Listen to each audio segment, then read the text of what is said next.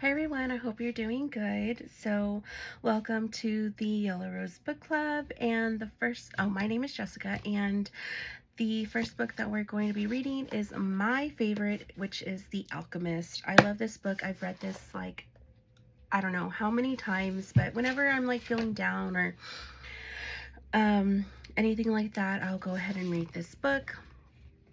And so, please bear with me. Just get cozy, grab your water or your refreshment, and let's go ahead and start. So this is The Alchemist by Paulo Coelho. Let's see.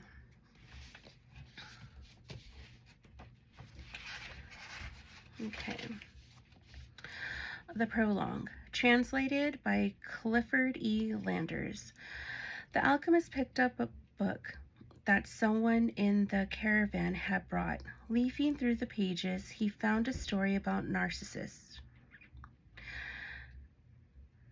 The alchemist knew the legend of Narcissus, a young youth who knelt daily beside a lake to contemplate his own beauty. He was so fascinated by himself that one morning he fell into the lake and drowned. At the spot where he fell, a flower was born, which was called the Narcissus. But this was not how the author of the book ended the story. He said that when Narcissus died, the goddess of the forest appeared and found the lake, which had been fresh water transformed into a lake of salty tears. "Why do you weep?" the goddess asked. "I weep for Narcissus." The lake replied, "Ah, it is no surprise that you weep for Narcissus," they said, "for though we always pursued him in the forest, you alone could contemplate his beauty close at hand." "But was Narcissus beautiful?" the lake asked. "Who better than you to know that?" the goddess said in wonder. "After all, it was by your banks that he knelt each day to contemplate himself." The lake was silent for some time. Finally it said, "I weep for Narcissus, but I never noticed that Narcissus was beautiful. I weep because each time he knelt beside my banks, I could see in the depths of his eyes my own beauty reflected." What a lovely story, the alchemist thought. Part 1.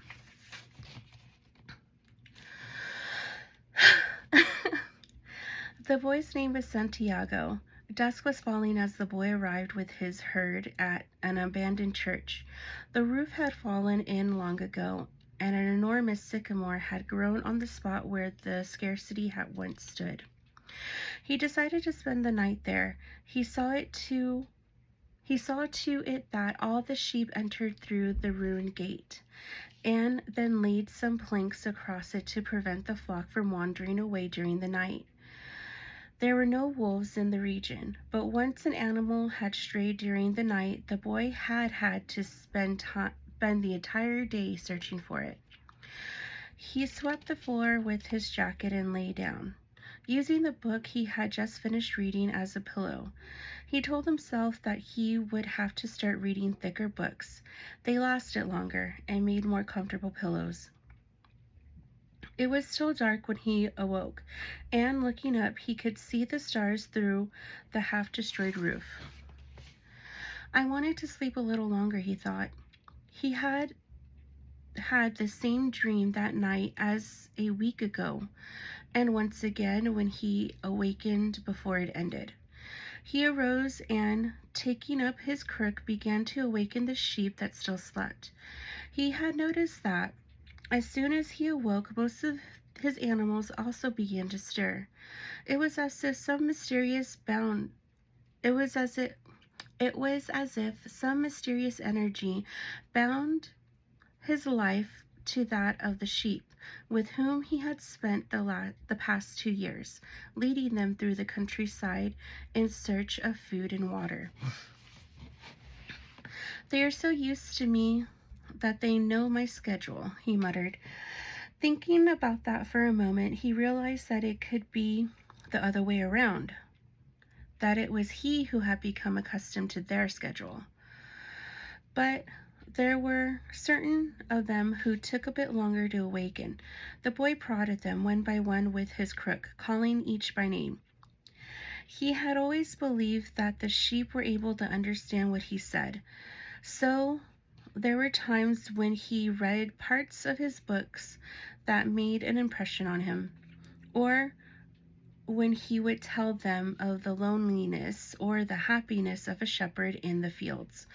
Sometimes he would comment to them on the things he had seen in the villages they passed, but for the past few days he had spoken to them about only one thing: the girl, the daughter of a merchant who lived in the village they would reach in about 4 days. He had been to the village only once, the year before. The merchant was the proprietor of a dry goods shop. He had always demanded that the sheep be sheared in his presence so that he would not be cheated. A friend had told the boy about the shop, and he had taken his sheep there. "I need to sell some wool," the boy told the merchant. The shop was busy, and the man had asked the shepherd to wait until the afternoon. So the boy sat on the steps of the shop and took a book from his bag. "I didn't know shepherds knew how to read," said a girl's voice behind him. The girl was typical of the region of Andalusia, with flowing black hair and eyes that vaguely recalled the Moorish conquerors. "Well, usually I learn more from my sheep than from books," he answered. During the 2 hours that they talked, she told him that she was the merchant's daughter and spoke of life in the village, where each day was like all the others. The shepherd told her of the Andalusian countryside and related the news from the other towns where he had stopped. It was a pleasant change from talking to his sheep. "How did you learn to read?" asked the girl. The girl asked at one point. "Like everybody learns," he said, "in school." "Well, if you know how to read, why are you just a shepherd?" The boy mumbled an answer that allowed him to avoid responding to her question. He was sure the girl would never understand. He went on telling stories about his travels, and her bright Moorish eyes went wide with fear and surprise. As the time passed, the boy found himself wishing that the day would never end, that her father would stay busy and keep him waiting for 3 days. He recognized that he was feeling something he had never experienced before: the desire to live in one place forever. With the girl with the raven hair, his days would never be the same again. But finally the merchant appeared and asked the boy to shear 4 sheep. He paid for the wool and asked the shepherd to come back the following year. And now it was only 4 days before he would be back in the same village. He was excited and at the same time uneasy. Maybe the girl had already forgotten him. Lots of shepherds passed through, selling their wool. "It doesn't matter," he said to his sheep. "I know other girls in other places." But in his heart he knew that it did matter. And he knew that shepherds, like seamen and traveling salesmen, always found a town where there was someone who could make them forget the joys of carefree wandering. The day was dawning, and the shepherd urged his sheep in the direction of the sun. "They never have to make any decisions," he thought. "Maybe that's why they stay so close to me." The only things that concerned the sheep were food and water. As long as the boy knew how to find the best pastures in Andalusia, they would be his friends. Yes, their days were all the same, with the seemingly endless hours between sunrise and dusk, and they had never read a book in their young lives. and didn't understand when the boy told them about the sights of the cities. They were content with just food and water, and in exchange, they generously gave their wool, their company, and once in a while, their meat.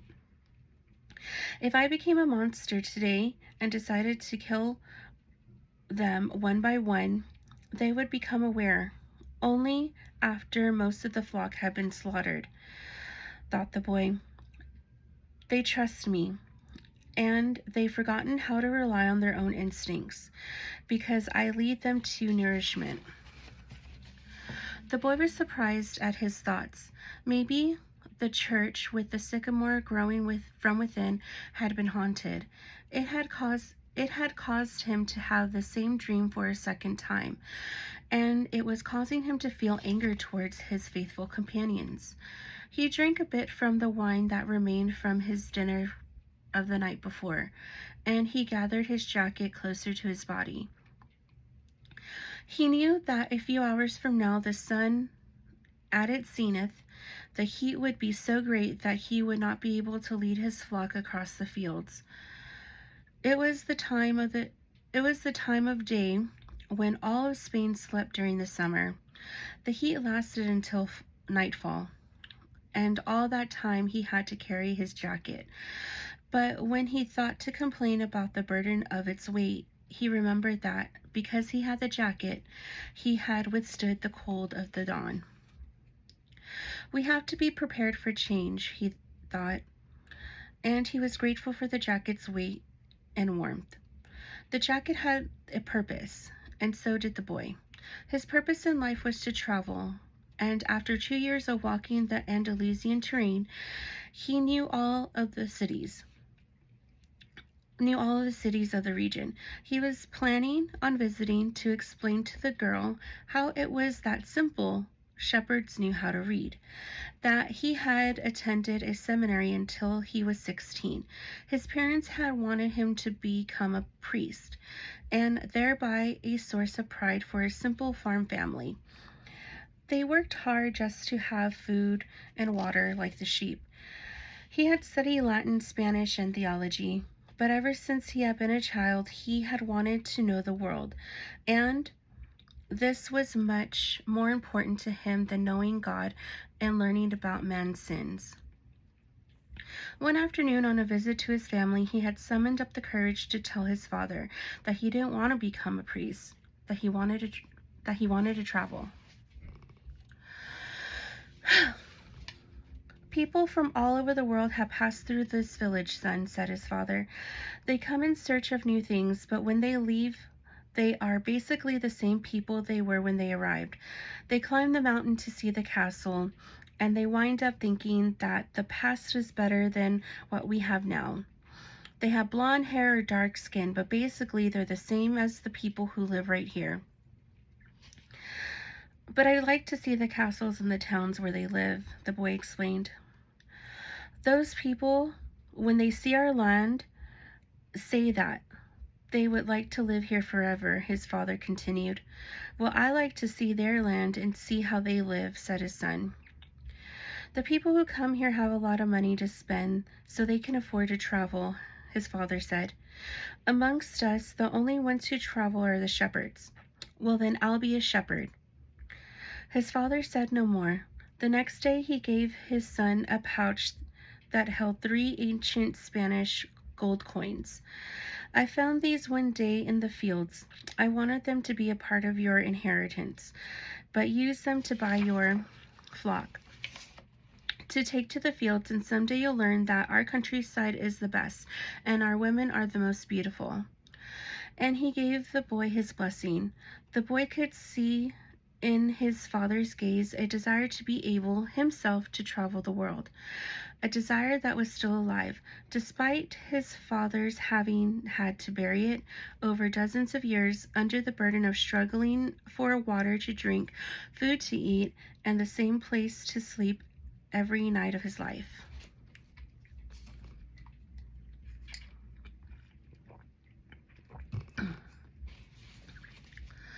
The horizon was tinged with red, And suddenly the sun appeared.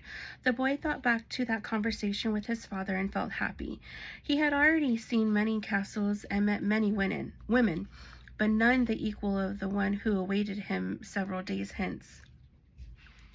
He owned a jacket, a book that he could trade for another, and a flock of sheep. But the most important, he was able every day to live out his dream. If he were to tire of the Andalusian fields, he could sell his sheep and go to sea. By the time he had had enough of the sea, he would have known other cities, other women, and other chances to be happy. I couldn't have found God in the seminary, he thought, as he looked at the sunrise. Whenever he could, he sought out a new road to travel. He had never been to that ruined church before, in spite of having traveled through those parts many times. The world was huge and inexhaustible. He had only to allow his sheep to set the routine for a while, and he would discover other interesting things. The problem is that they don't even realize that they're walking a new road every day. They don't see that the fields are new and their seasons change. All they think about is food and water. Maybe they're all that way, the boy mused. Even me. I haven't thought of other women since I met the merchant's daughter. Looking at the sun, he calculated that he would reach Tarifa, I think that's how you say it, before midday. There he could exchange his book for a thicker one, fill his wine bottle, shave, and have a haircut. He had to prepare himself for his meeting with the girl. He didn't want to think about the possibility that some other shepherd with a larger flock of sheep had arrived there before him and asked for her hand. It's the possibility of having a dream come true that makes life interesting, he thought, as he looked again at the position of the sun and hurried his pace.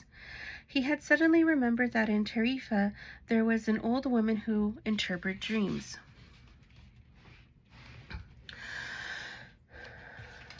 Did I get it? Okay. The old woman led the boy to a room at the back of her house. It was separated from her living room by a curtain of colored beads. The room's furnishings consisted of a table of an image of the Sacred Heart of Jesus and 2 chairs. The woman sat down and told him to be seated as well. Where am I? As well. Then she took both his hands in hers and began to quietly pray. It sounded like a gypsy's prayer. The boy had already had experience on the road with gypsies. They also traveled, but they had no flocks of sheep. People said that gypsies spent their lives tricking others. It was also said that they had a pact with the devil, and that they kidnapped children and taking them away to their mysterious camps made them their slaves. As a child, the boy had always been frightened to death that he would be captured by gypsies, and his childhood fear returned when the old woman took his hands in hers. But she has the Sacred Heart of Jesus there, he thought, trying to reassure himself. He didn't want his hand to begin trembling, showing the old woman that he was fearful. He recited an Our Father silently. Very interesting, said the woman, never taking her eyes from the boy's hand, and then she fell silent. The boy was becoming nervous. His hands began to tremble, and the woman sensed it. He quickly pulled his hands away. I didn't come here to have you read my palm, he said, already regretting having come. He thought for a moment that it would be better to pay her fee and leave without learning a thing, that he was giving too much importance to his recurrent dream. You came so that you could learn about your dreams, said the old woman. And dreams are the language of God. When he speaks in our language, I can interpret what he has said. But if he speaks in the language of the soul, it is only you who can understand. But whichever it is, I'm going to charge you for your consultation." Another trick, the boy thought. But he decided to take a chance. A shepherd always takes his chances with the wolves and with the drought. And that's what makes a shepherd's life exciting. "I've had the same dream twice," he said. I dreamt that I was in a field with my sheep I dreamt that I was in a field with my sheep when a child appeared and began to play with the animals.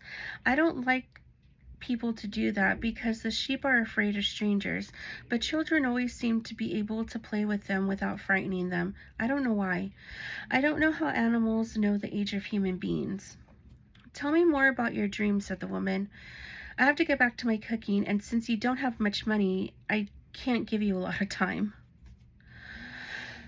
"The children went on playing with my sheep for quite a while," continued the boy, a bit upset, "and suddenly the child took me by both my hands and transported me to the Egyptian pyramids." He paused for a moment to see if the woman knew what the Egyptian pyramids were, but she said nothing. Then, at the Egyptian pyramids, he said the last three words slowly so that the old woman would understand. "The child said to me, 'If you come here, you will find a hidden treasure.' And just as she was about to show me the exact location, I woke up both times."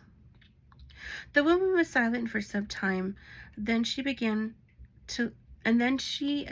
took his hands and studied them carefully. "I'm not going to charge you anything now," she said, "but I want 1/10 of the treasure if you find it." The boy laughed out of happiness. He was going to be able to save a little money he had because of a dream about hidden treasure. "Well, interpret the dream," he said. "First, swear that you will give me 1/10 of your treasure in exchange for what I'm going to tell you."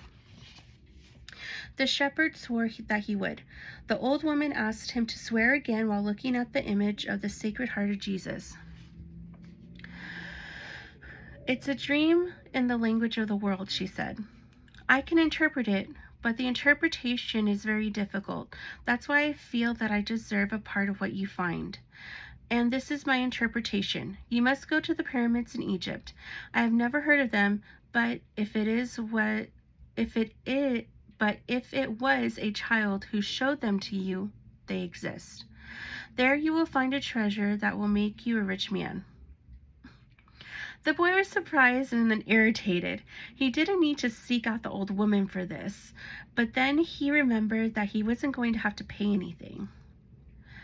"I didn't need to waste my time for this," he said. "I told you that your dream was a difficult one. It's the simple things in life that are the most extraordinary. Only wise men are able to understand them. And since I'm not wise, I have had to learn other arts, such as the reading of palms." "Well, how am I going to get to Egypt?" I only interpret dreams. I don't know how to turn them into reality. That's why I have to live off what my daughters provide me with." "And what if I never get to Egypt?" "Then I don't get paid, and it wouldn't be the first time." And the woman told the boy to leave, saying she had already wasted too much time with him. So the boy was disappointed. He decided that he would never again believe in dreams. He remembered that he had a number of things he had to take care of. He went to the market for something to eat. He traded his book for one that was thicker, and he found a bench in the plaza where he could sample the new wine he had bought. The day was hot and the wine was refreshing. The sheep were at the gates of the city in a stable that belonged to a friend. The boy knew a lot of people in this city. That was what made traveling appeal to him. He always made new friends, and he didn't need to spend all of his time with them. When someone sees the same people every day, as had happened with him at the seminary, they wind up becoming a part of that person's life, and then they want that person to change. If someone isn't what others want them to be, the others become angry. Everyone seems to have a clear idea of how other people should lead their lives, but none about his or her own. He decided to wait until the sun had sunk a bit lower in the sky before following his flock back through the fields. 3 days from now, he would be with the merchant's daughter. He started to read the book he bought. On the very first page, it described a burial ceremony, and the names of the people involved are very difficult to pronounce. If he ever wrote a book, he thought he would present one person at a time so that the reader wouldn't have to worry about memorizing a lot of names. When he was finally able to concentrate on what he was reading, he liked the book better. The burial was on a snowy day, and he welcomed the feeling of being cold. As he read on, an old man sat down at his side and tried to strike up a conversation. "What are they doing?" the old man asked, pointing at the people in the plaza. "Working," the boy answered dryly, making it look as if he wanted to concentrate on his reading. Actually, he was thinking about shearing his sheep in front of the merchant's daughter so that she could see that he was someone who was capable of doing difficult things. He had already imagined the scene many times. Every time the girl became fascinated when he explained that the sheep had to be sheared from back to front. He also tried to remember some good stories to relate as he sheared the sheep. Most of them he had read in books, but he would tell them as if they were from his own personal experience. She would never know the difference because she didn't know how to read. Meanwhile, the old man persisted in his attempt to strike up a conversation. He said that he was tired and thirsty and asked if he might have a sip of the boy's wine. The boy offered his bottle, hoping that the old man would leave him alone. But the old man wanted to talk, and he asked the boy what book he was reading. The boy was tempted to be rude and moved to another bench, but his father had taught him to be respectful of the elderly. So he held out the book to the man for 2 reasons. First, that he himself wasn't sure how to pronounce the title, and second, that if the old man didn't know how to read, he would probably feel ashamed and decide of his own accord to change benches. The old man, said the old man, looking at all sides of the book, as if it were some strange object. "This is an important book, but it's really irritating." The boy was shocked. The old man knew how to read and had already read the book. And if the book was irritating, as the old man had said, the boy still had time to change it for another. "It's a book that says the same thing almost all the other books in the world say," continued the old man. "It describes people's inability to choose their own personal legends, and it ends up saying that everyone believes in the world's greatest lie." "What's the world's greatest lie?" the boy asked, completely surprised. "It's this, that at a certain point in our lives, we lose control of what's happening to us, and our lives become controlled by fate. That's the world's greatest lie." "That's never happened to me," the boy said. "They wanted me to be a priest, but I decided to become a shepherd." "Much better," said the old man, "because you really like to travel." "He knew what I was thinking," the boy said to himself. The old man, meanwhile, was leafing through the book without seeming to want to return it at all. The boy noticed that the old man's clothing was strange. He looked like an Arab, which was not unusual in those parts. Africa was only a few hours from Tarifa. One had only to cross the narrow straits by boat. Arabs often appeared in the city, shopping and chanting their strange prayers several times a day. "Where are you from?" the boy asked. "From many places." "No one can be from many places," the boy said. "I'm a shepherd, and I have been to many places, but I come from only one place, from a city near an ancient castle. That's where I was born." "Well then, we could say that I was born in Salim." The boy didn't know where Salim was, but he didn't want to ask, fearing that he would appear ignorant. He looked at the people in the plaza for a while. They were coming and going, and all of them seemed to be very busy. "So what is Salim like?"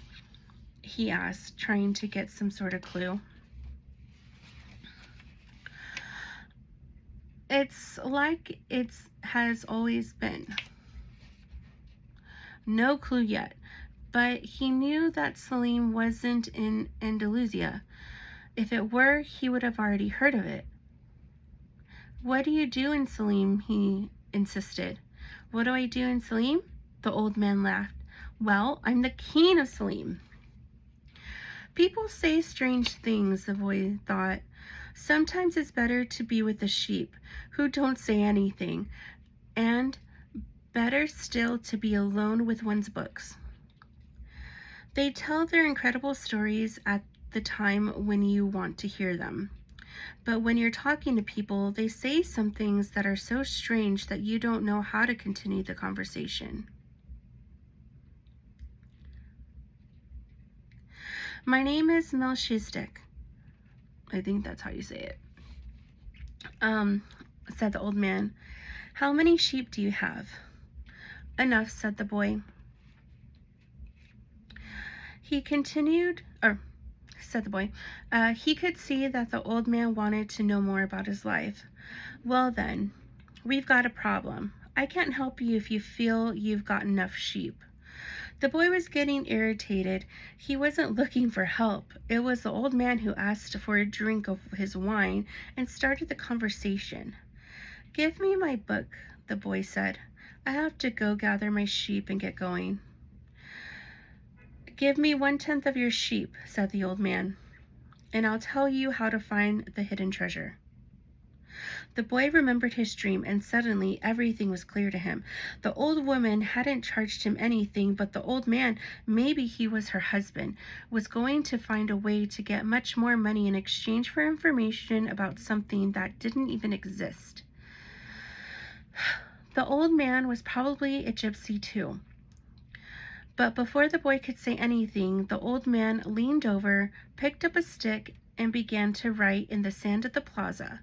Something bright reflected from his chest with such intensity that the boy was momentarily blinded. With movement that was too quick for someone his age, the man covered whatever it was with his cape. When his vision returned to normal, the boy was able to read what the old man had written in the sand. There, in the sand of the plaza of that small city, the boy read the names of his father and his mother and the name of the seminary he had attended. He read the name of the merchant's daughter, which he hadn't even known, and read things he had never told anyone.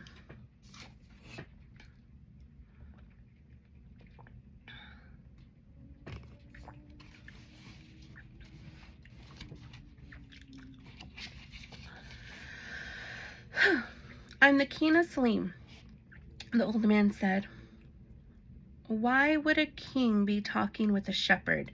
the boy asked, awed and embarrassed.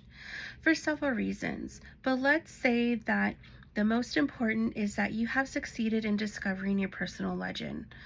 The boy didn't know what a person's personal legend was. "It's what you have always wanted to accomplish. Everyone, when they are young, knows what their personal legend is. At that point in their lives, everything is clear and everything is possible. They are not afraid to dream and to yearn for everything they would like to see happen to them in their lives. But as time passes, a mysterious force begins to convince them that it will be impossible for them to realize their personal legend. None of what the old man was saying made much sense to the boy, but he wanted to know what the mysterious force was. The merchant's daughter would be impressed when he told her about that. It's a force that appears to be negative, but actually shows you how to realize your personal legend. It prepares your spirit and your will, because there is one great truth on this planet. Whoever you are, or whatever it is that you do, when you really want something, it's because that desire originated in the soul of the universe. It's your mission on Earth. Even when all you want to do is travel or marry the daughter of a textile merchant? Yes, or even search for treasure. The soul of the world is nourished by people's happiness, and also by unhappiness, envy, and jealousy. To realize one's personal legend is a person's only real obligation. All things are one. And when you want something, all the universe conspires in helping you to achieve it. They were both silent for a time, observing the plaza and the townspeople. It was the old man who spoke first. "Why do you tend a flock of sheep?" "Because I like to travel." The old man pointed to the baker standing in his shop window at one corner of the plaza. When he was a child, that man wanted to travel too, but he decided first to buy his bakery and put some money aside. When he's an old man, he's going to spend a month in Africa. He never realized that people are capable at any time in their lives of doing what they dream of. "He should have decided to become a shepherd," the boy said. "Well, he thought about that," the old man said. "But bakers are more important people than shepherds. Bakers have homes, while shepherds sleep out in the open. Parents would rather see their children marry bakers than shepherds." The boy felt a pang in his heart, thinking about the merchant's daughter. There was surely a baker in her town. The old man continued, "In the long run, what people think about shepherds and bakers becomes more important for them than their own personal legends." The old man leafed through the book and fell to the reading a page came to. The boy waited, and then interrupted the old man just as he himself had been interrupted. "Why are you telling me this?" "Because you're trying to realize your personal legend, and you are at the point where you're about to give it all up." "And that's when you always appear on the scene?" "Not always in this way, but I appear in one form or another. Sometimes I appear in the form of a solution or a good idea. At other times, at critical moments, I make it easier for things to happen. There are other things I do too, but most of the time people don't realize I've done them." The old man related that the week before he had been forced to appear before a miner and had taken some form of stone. The miner had abandoned everything to go mining for emeralds. For 5 years he had been working a certain river and had examined hundreds of thousands of stones looking for an emerald. The miner was about to give it all up, right at the point when, if he were to examine just one more stone, just one more, he would find his emerald. Since the miner had sacrificed everything to his personal legend, the old man decided to become involved. He transformed himself into a stone that rolled up to the miner's foot. The miner, with all his anger and frustration of his 5 fruitless years, picked up the stone and threw it aside. But he had thrown it with such force that it broke the stone it fell upon. And there, embedded in the broken stone, was the most beautiful emerald in the world. People learn early in their lives what it is their reason for being, said the old man with a certain bitterness. Maybe that's why they give up on it so early too, but that's the way it is. The boy reminded the old man that he said something about hidden treasure. Treasure is uncovered by force of flowing water, and it is buried by the same currents, said the old man. "If you want to learn about your treasure, you will have to give me 1/10 of your flock." What about 1/10 of my treasure? The old man looked disappointed. If you start out by promising what you don't even have yet, you'll lose your desire to work toward getting anything. Or you'll lose your desire to work towards getting it. The boy had told him that he had already promised to give 1/10 of his treasure to the gypsy. Gypsies are experts at getting people to do that, sighed the old man. In any case, it's good that you've learned that everything in life has its price. This is what the warriors of the light try to teach. The old man returned the book to the boy. Tomorrow at this time, bring me a tenth of your flock, and I will tell you how to find the hidden treasure. Good afternoon. He had vanished around the corner of the plaza. Okay. The boy began again to read his book, but he was no longer able to concentrate. He was tense and upset because he knew that the old man was right. He went over to the bakery and brought a loaf of bread, thinking about whether or not he should tell the baker what the old man had said about him. Sometimes it's better to leave things as they are, he thought to himself, and decided to say nothing. If he were to say anything, the baker would spend 3 days thinking about giving it all up, even though he had gotten used to the way things were. The boy could certainly resist causing that kind of anxiety for the baker. So he began to wander through the city and found himself at the gates. There was a small building there with a window at which people bought tickets to Africa. And he knew that Egypt was in Africa. "Can I help you?" asked the man behind the window. "Maybe tomorrow," said the boy, moving away. If he sold just one of his sheep, he'd have enough to get to the other shore of the street. The idea frightened him. "Another dreamer," said the ticket seller to his assistant, watching the boy walk away. "He doesn't have enough money to travel." While standing at the ticket window, the boy had remembered his flock and decided he should go back to being a shepherd.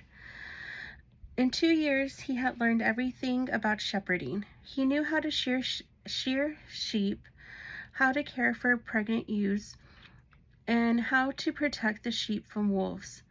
He knew all the fields and pastures of Andalusia, and he knew what was the fair price for every one of his animals. He decided to return to his friend's stable by the longest route possible. As he walked past the city's castle, he interrupted his return and climbed the stone ramp that led to the top of the wall. From there he could see Africa in the distance. Someone had once told him that it was from there that the Moors had come to occupy all of Spain. He could see almost the entire city from where he sat, including the plaza where he had talked with the old man. Curse the moment I met that old man, he thought. He had come to town only to find a woman who could interpret his dreams. Neither the woman nor the old man was at all impressed by the fact that he was a shepherd. They were solitary individuals who no longer believed in things and didn't understand that shepherds become attached to their sheep. He knew everything about each member of his flock. He knew which ones were lame, which one was to give birth 2 months from now, and which were the laziest. He knew how to shear them and how to slaughter them. If he ever decided to leave them, they would suffer. The wind began to pick up. He knew that wind. People called it the Levanter, because on it the Moors had come from Levant at the eastern end of the Mediterranean. The Levanter increased its intensity. "Here I am, between my flock and my treasure," the boy thought. He had to choose between something he had become accustomed to and something he wanted to have. There was also the merchant's daughter, but she wasn't as important as his flock, because she didn't depend on him. Maybe she didn't even remember him. He was sure that it made no difference to her on which day he appeared. For her, every day was the same, and when each day is the same as the next, it's because people fail to recognize the good things that happen in their lives every day that the sun rises. I left my father, my mother, and the town castle behind. They have gotten used to my being away, and so have I. The sheep will get used to my not being there, too, the boy thought. From where he sat, he could observe the plaza. People continued to go from the baker's shop. To come and go from the baker's shop. A young couple sat on the bench where he had talked with the old man, and they kissed. That baker, he said to himself without completing the thought. The lavender was still getting stronger, and he felt its force on his face. That wind had brought the moors, yes, but it had also brought the smell of the desert and of veiled women. He had brought with it the sweat and the dreams. It had brought with it the sweat and the dreams of men who had once left to search for the unknown, and for gold and adventure, and for the pyramids. The boy felt jealous of the freedom of the wind, and saw that he could have the same freedom. There was nothing to hold him back except himself. The sheep, the merchant's daughter, and the fields of Andalusia were only steps along the way to his personal legend. The next day the boy met the old man at noon. He brought 6 sheep with him. I'm surprised, the boy said. My friend bought all the other sheep immediately. He said he had always dreamed of being a shepherd, and that it was a good omen. That's the way it is, said the old man. It's called the principle of favorability. When you play cards the first time, you're almost sure to win. Beginner's luck. Why is that? Because there's a force that wants you to realize your personal legend. It whets your appetite with the taste of success. Then the old man began to inspect the sheep, and he saw one was lame. The boy explained that it wasn't important since that sheep was the most intelligent of the flock and produced the most wool. Where's the treasure? He asked. It's in Egypt, near the pyramids. The boy was startled. The old woman said the same thing, but she hadn't charged him anything. In order to find the treasure, you will have to follow the omens. God has prepared a path for everyone to follow. You have to read the omens that he left for you. Before the boy could reply, a butterfly appeared and fluttered between him and the old man. He remembered something his grandfather had once told him, that butterflies were a good omen, like crickets, and like grasshoppers, like lizards and 4-leaf clovers. That's right, said the old man, able to read the boy's thoughts. Just as your grandfather taught you, these are good omens. The old man opened his cape, and the boy was struck by what he saw. The old man wore a breastplate of heavy gold covered with precious stones. The boy recalled the brilliance he had noticed on the previous day. He really was a king. He must be disguised to avoid encounters with thieves. Take these, said the old man, holding out a white stone and a black stone that had been embedded at the center of the best place. They are called Urim and the minimum. The black signifies yes and the white no. When you are unable to read the omens, they will help you to do so. Always ask an objective question, but if you can, try to make your own decisions. The treasure is at the pyramids, that you already knew, but I had to insist on the payment of 6 sheep because I helped you make your decision. The boy put the stones in his pouch. From then on, he would make his own decisions. Don't forget that everything you deal with is only one thing and nothing else. And don't forget the language of omens. And above all, don't forget to follow your personal legend through to its conclusion. But before I go, I want to tell you a little story. A certain shoekeeper sent his son to learn about the secret of happiness from the wisest man in the world. The lad wandered through the desert for 40 days and finally came upon a beautiful castle high atop a mountain. It was there that the wise man lived. Rather than finding a saintly man, though, our hero, on entertaining the main room of the castle, saw a hive of activity. Tradesmen came and went. People were conversing in the corners. A small orchestra was playing soft music, and there was a table covered with patterns of the most delicious food in that part of the world. The wise man conversed with everyone, and the boy had to wait for 2 hours before it was his turn to be given the man's attention. The wise man listened attentively to the boy's explanation of why he had come, but told him that he didn't have time just then to explain the secret of happiness. He suggested that the boy look around the palace and return in 2 hours. Meanwhile, I want to ask you to do something, said the wise man, handing the boy a teaspoon that held 2 drops of oil. As you wander around, carry this spoon with you without allowing the oil to spill. The boy began climbing and descending the many stairways of the palace, keeping his eyes fixed on the spoon.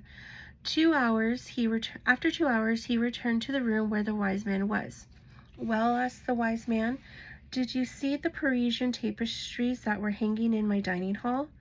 Did you see the garden that it took the master gardener 10 years to create? Did you notice the beautiful parchments in my library? The boy was embarrassed to confess that he had observed nothing. His only concern had not been to spill the oil that the wise man had entrusted to him. Then go back and observe the marvels of my world, said the wise man. You cannot trust a man if you don't know his house. Relieved, the boy picked up the spoon and returned to his exploration of the palace, this time observing all the works of art on the ceilings and the walls. He saw the gardens, the mountains all around him, the beauty of the flowers, and the taste with which everything had been selected. Upon returning to the wise man, he related in every detail everything he had seen. But where are the drops of oil I entrusted to you? Asked the wise man. Looking down at the spoon he held, the boy saw that the oil was gone. Well, there is only one piece of advice I can give you, said the wisest of wise men. The secret of happiness is to see all the marvels of the world and never to forget the drops of oil on the spoon. The shepherd said nothing. He understood the story the old king had told him. A shepherd may like to travel, but he should never forget about his sheep. The old man looked at the boy and, with his hands held together, made several strange gestures over the boy's head. Then, taking his sheep, he walked away.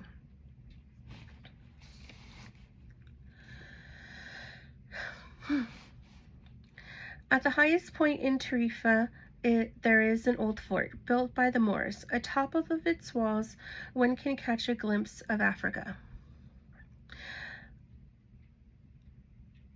Melchizedek, the king of Salem, sat on the wall of the fort that afternoon and felt the lavender blowing in his face. The sheep fidgeted nearby, uneasy with their new owner and excited by so much change. All they wanted was food and water.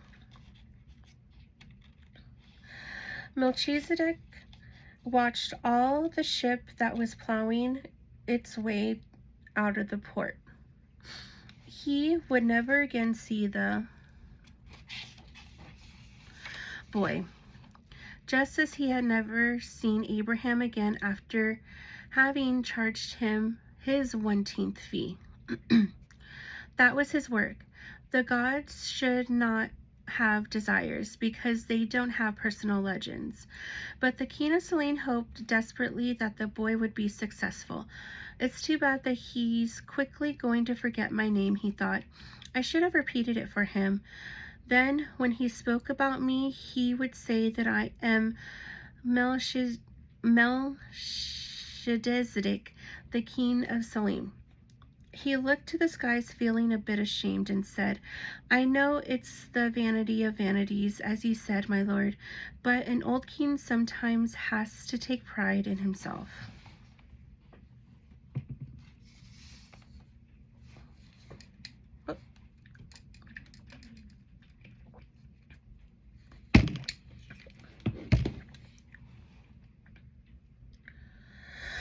How strange Africa is, thought the boy. He was sitting in a bar very much like the other bars he had seen along the narrow streets of Tangier. Some men were smoking from a gigantic pipe that they passed from one to another. In just a few hours, he had seen men walking hand in hand, women with their faces covered, and priests that climbed to the tops of the towers in chants as everyone about him went to their knees and placed their foreheads on the ground. A practice of infidels, he said to himself. As a child in church, he had always looked at the image of Saint Santiago Matamoros on his white horse, his sword unsheathed, and figures such as these kneeling at his feet. The boy felt ill, terribly alone. The infidels had an evil look about them. Besides this, in the rush of his travels, he had forgotten a detail, just one detail, which could keep him from his treasure for a long time. Only Arabic was spoken in this country. The owner of the bar approached him. The boy pointed to a drink that had been served at the table. It turned out to be a bitter tea. The boy preferred wine, but he didn't need to worry about that right now. He had to be concerned about his treasure, about was his treasure, and how he was going to go about getting it. The sale of his sheep had left him with enough money in his pouch, and the boy knew that in money there was magic. Whoever has money is never really alone. Before long, maybe in just a few days, he would be at the pyramids. An old man with a breastplate of gold wouldn't have lied just to acquire 6 sheep. The old man had spoken about signs and omens, and as the boy was crossing the strait, he had thought about omens. Yes, the old man had known what he was talking about during the time the boy had spent in the fields of Andalusia. He had become used to learning which path he should take by observing the ground and the sky. He had discovered that the presence of a certain bird meant that a snake was nearby, and that a certain shrub was a sign that there was water in the area. The sheep had taught him that. If God leads the sheep so well, he will also lead a man, he thought, and that made him feel better. The tea seemed less bitter. Who are you? He heard a voice ask him in Spanish. The boy was relieved. He was thinking about omens, and someone had appeared. How come you speak Spanish? He asked. The new arrival was a young man in Western dress, but the color of his skin suggested he was from the city. He was about the same age and height as the boy. Almost everyone here speaks Spanish. We're only 2 hours from Spain. Sit down and let me treat you to something, he said the boy. And ask for a glass of wine for me. I hate this tea. There's no wine in this country, the young man said. The religion here forbids it. The boy told him then that he needed to get to the pyramids. He almost began to tell about his treasure, but decided not to do so. If he did, it was possible that the Arab would want a part of it as a payment for taking him there. He remembered what the old man had said about offering something you didn't even have yet. I'd like to take you there if you can. I can pay you I'd like you to take me there if you can. I can pay you to serve as my guide." "Do you have any idea how to get there?" the newcomer asked.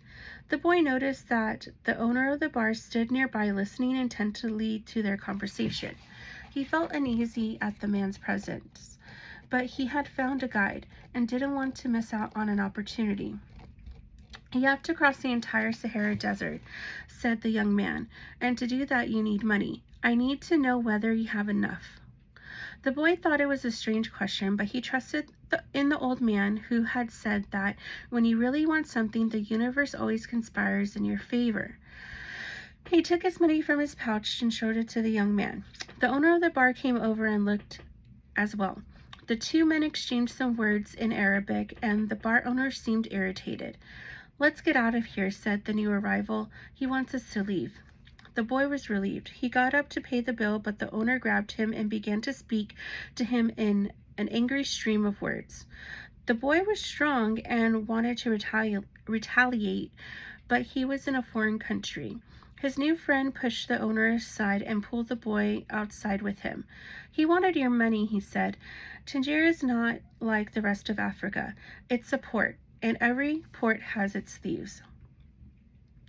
The boy trusted his new friend. He had helped him out in a dangerous situation. He took out his money and counted it. "We could get to the pyramids by tomorrow," said the other, taking the money, "but I have to buy 2 camels." They walked together through the narrows of the street of Tangier.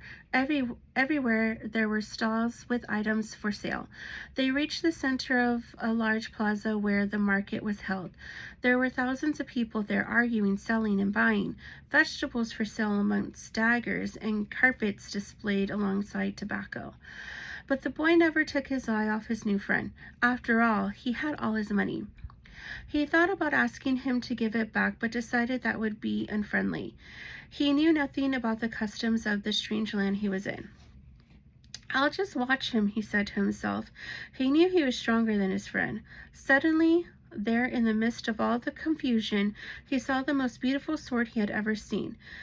The scabbard was embossed in silver, and the handle was black and encrusted with precious stones. The boy promised himself that when he returned from Egypt, he would buy that sword.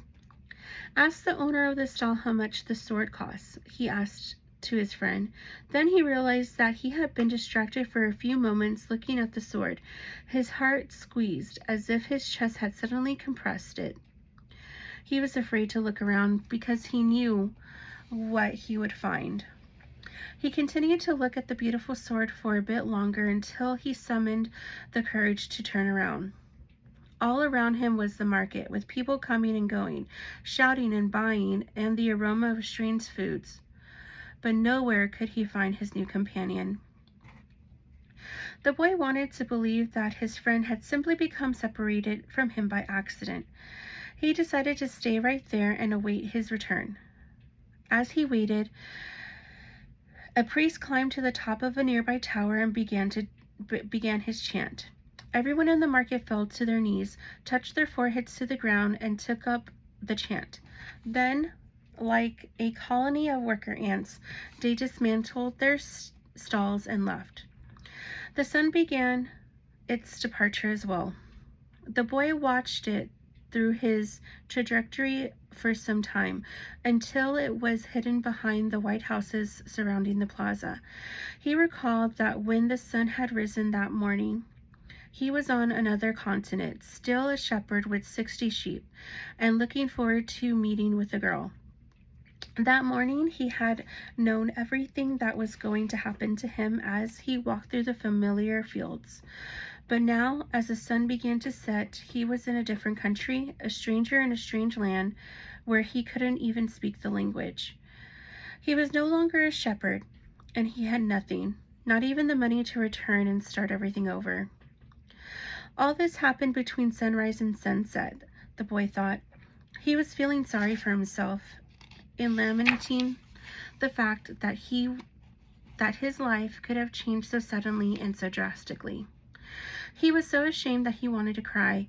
He had never even wept in front of his own sheep, but the marketplace was empty, and he was far from home, so he wept. He wept because God was unfair, and because this was the way God repaid those who believed in their dreams. When I had my sheep, I was happy, and I made those around me happy. People saw me coming and welcomed me, he thought, but now I'm sad and alone. I'm going to become bitter and distrustful of people because one person betrayed me. I'm going to hate those who have found their treasure because I've never found mine.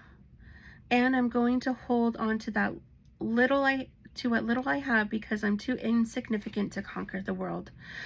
He opened his pouch to see what was left in his possessions. Maybe there was a bit left of the sandwich he had eaten on the ship, but all he found was the heavy book, his jacket, and 2 stones the old man had given him. As he looked at the stones, he felt relieved for some reason. He had exchanged 6 sheep for 2 precious stones that had been taken from a gold breastplate. He could sell the stones and buy a return ticket, but this time I'll be smarter, the boy thought, removing them from the pouch so he could put them in his pocket. This was a port town, and the only truthful thing his friend had told him was that port towns are full of thieves. Now he understood why the owner of the bar had been so upset. He was trying to tell him not to trust that man. I'm like everyone else. I see the world in terms of what I would like to see happen, not what actually does. He ran his fingers slowly over the stones, sensing their temperature and feeling their surfaces. They were his treasure. Just handling them made him feel better. They reminded him of the old man. When you want something, all the universe conspires in helping you to achieve it, he had said. The boy was trying to understand the truth of what the old man had said. There he was in an empty marketplace, without a cent to his name and with not a sheep to guard through the night. But the stones were proof that he had met with a king who knew the boy's past.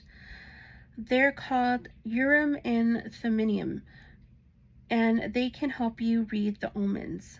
The boy put the stones back in his pouch and decided to do an experiment. The old man had said to ask very clear questions and to do that, the boy had to know what he wanted. So he asked if the old man's blessing was still with him. He took out one of the stones. It was yes. Am I going to find my treasure? He asked. He stuck his hand into the pouch and felt around for one of the stones. As he did so, both of them pushed through a hole in his pouch and fell to the ground. The boy had never even noticed there was a hole in his pouch. He knelt down to find Urim and Thummim and put them back in the pouch. But he saw them lying there on the ground. Another phrase came to his mind. Learn to recognize omens and to follow them, the old king had said. An omen. The boy smiled to himself. He picked up the 2 stones and put them back in his pouch. He didn't consider mending the hole.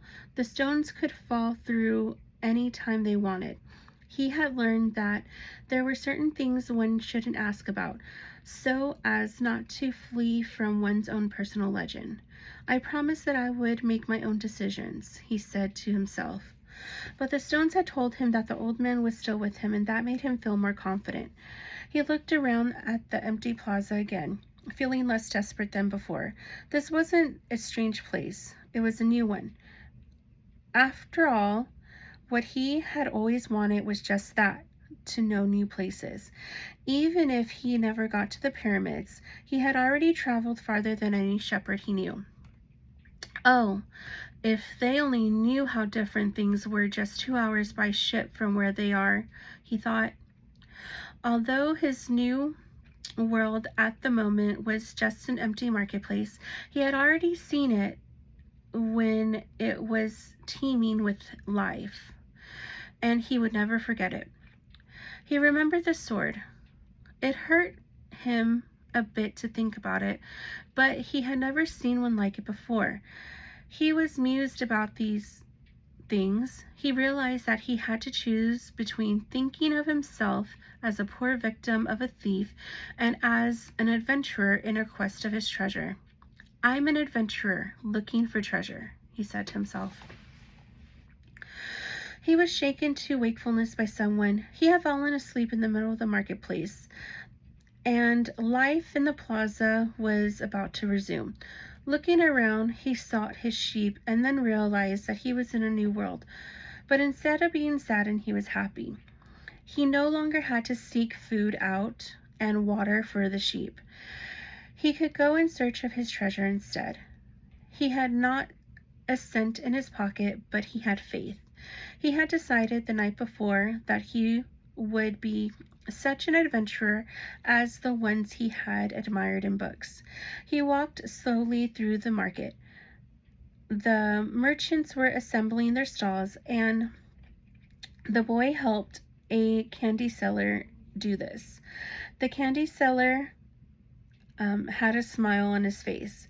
He was happy, aware of what his life was. Oh, I could have paused it. I didn't realize there's like a pause right there. Okay.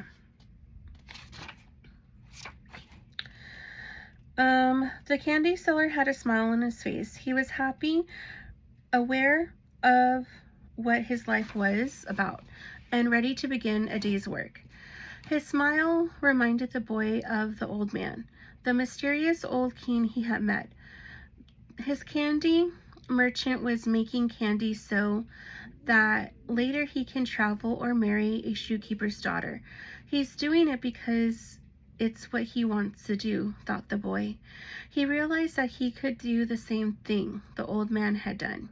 Since whether a person was near to or far from his personal legend. Just by looking at them, it's easy, and yet I've never done it before, he thought. Let's see. When the stall was assembled, the candy seller offered the boy the first sweet he had made for the day. The boy thanked him, ate it, and went on his way. When he had gone only a short distance, he realized that while they were erecting the stall, one of them had spoken Arabic and the other Spanish, and they had understood each other perfectly well. There must be a language that doesn't depend on words, the boy thought. I've already had that experience with my sheep, and now it's happening with people.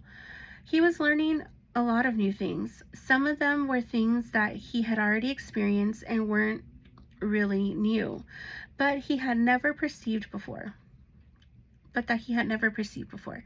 And he hadn't perceived them because he had become accustomed to them. He realized, if I can learn to understand this language without words, I can learn to understand the world. Relaxed and unhurried, he resolved that he would walk through the narrow streets of Tangier. Only in that way would he be able to read the omens. He knew it would require a lot of patience, but shepherds know all about patience. Once again, he saw that in a strange land, he was applying the same lessons he had learned with his sheep. All things are one, the old man had said. The crystal merchant awoke with the day and felt the same anxiety he felt every morning. He had been in the same place for 30 years, a shop at the top of a hilly street where few customers passed. Now it was too late to change anything. The only thing he had ever learned to do was to buy and sell crystal glassware. There had been a time when many people knew of his shop. Arab merchants, French and English geologists, German soldiers who were always well-heeled. In those days, it had been wonderful to be selling crystal, and he had thought how he would become rich and have beautiful women at his side as he grew older. But as time passed, Tangier had changed. The nearby city of Ceuta had grown faster than Tangier, and business had fallen off. Neighbors moved away, and there remained only a few small shops on the hill, and no one was going to climb the hill just to browse through a few small shops. But the crystal merchant had no choice. He had lived 30 years of his life buying and selling crystal pieces, and now it was too late to do anything else. He spent the entire morning observing the infrequent comings and goings in the street. He had done this for years and knew the schedule of everyone who passed. But just before lunchtime, a boy stopped in front of the shop. He was dressed normally, but the practiced eyes of the crystal merchant could see that the boy had no money to spend. Nevertheless, the merchant decided to delay his lunch for a few minutes until the boy moved on. A card hanging in the doorway announced that several languages were spoken in the shop. The boy saw a man appear behind the counter. "I can clean up those glasses in the window if you want," said the boy. "The way they look now, nobody's going to want to buy them." The man looked at him without responding. "In exchange, you could give me something to eat." The man still said nothing, and the boy sensed that he was going to have to make a decision. In his pouch, he had his jacket. He certainly wasn't going to need it in the desert. Taking the jacket out, he began to clean the glasses. In half an hour, he had cleaned all the glasses in the window, and as he was doing so, 2 customers had entered the shop and bought some crystal.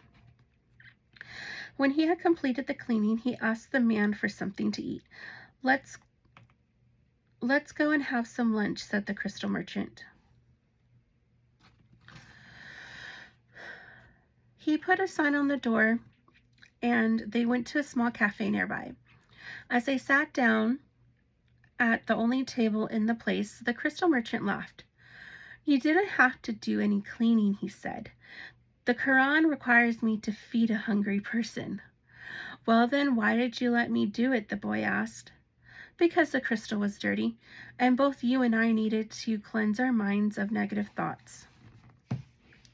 When they had eaten, the merchant turned to the boy and said,